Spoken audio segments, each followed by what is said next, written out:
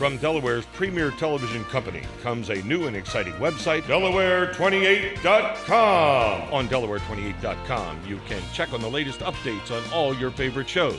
Around town, city scene, cook to order, product knowledge, and the Tim Paul Show. And now you can also enjoy our live feed feature where you too can become a star. So don't delay and get on your computer today and check Delaware28.com. Delaware's premier television programming is now your premier website.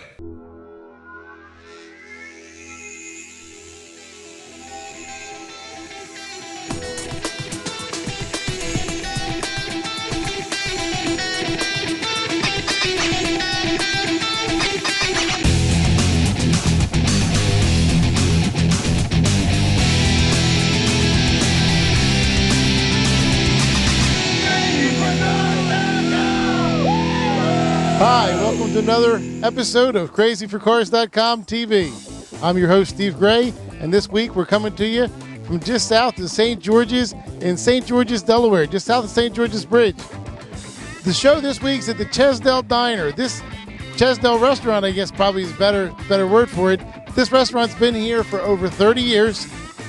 This is right on Route 13, the old road that used to head between the beach and up northern part of Delaware. This is where all the traffic was for years. About 8 years ago, they built Route 1 just over from here and took a lot of the traffic off of Route 1. That was 8 years ago. Today, the restaurant's still doing real well. That's a testimony for how good the service and the food is at this restaurant. I don't want to be plugging the restaurant too much. We're here to talk about the car show today. This is a huge show. This is the second year that they've done this show. It's actually the fourth event. This is the first one this year. We had to come down. We heard what a great event it was in the past.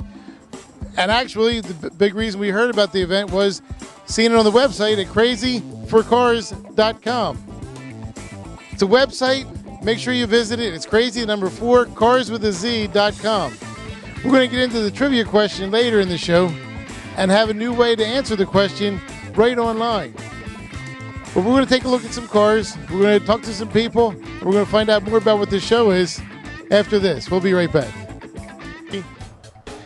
The first car we're going to look at today, I happened to be walking by. I looked at the car. I thought, geez, it looks like a brand new car. And I heard him talk to another gentleman here. And he's saying, you know, cars are meant to be driven. And we drive the cars. We enjoy the cars. And this one's got 90-something miles on it.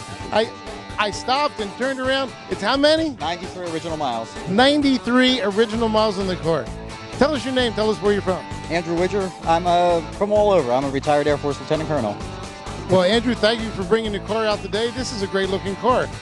How did you manage to end up getting a car with 93 original miles? You didn't buy it new. No. I had a 70 Chevelle SS that I would take to shows, and I was getting kind of tired of finding everybody and their brother cloning them, and you couldn't prove yours was original. I've always liked this car. I graduated college when this car came out.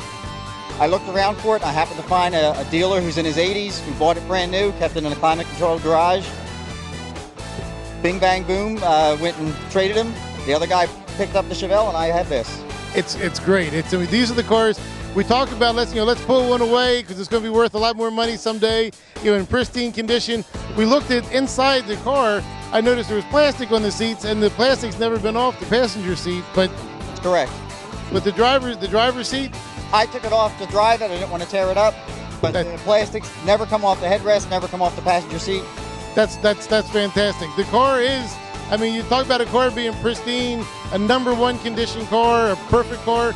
It doesn't get any more perfect than a brand new car. That's correct. I'd rather have this any day than anything that's out there brand new. Corvettes, GTO, anything. No, I'd rather have this. 21 years old and looks better than most new ones. Now tell us a little bit about the car we're looking at. It's a 3.8 turbo. Now this was a real hot rod when it came out. Yes, it was. It was the fastest production car made at the time it came out. And the only car that beat this was what they call a GNX. And it was a Buick Grand National. 547 of them were sent to ASC McLaren. They were beefed up with a bigger turbo, stronger suspension, and they sold for about $10,000 or $11,000 more.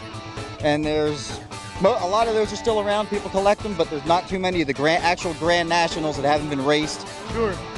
This is, you see these cars running the track, running just incredible numbers. When this came out, I mean, I remember when this car came out. I remember when it was still a new model. I'm thinking, oh, a V6, how fast could it be? But these are really surprising. It does. From the research I did on the car, it did low 13s right out of the factory. Oh yeah, but you can get 11s, 10s. Oh yes. Oh yeah. Yeah. Without much effort. Without much effort. Well, thank you very much for talking to us today. Appreciate it.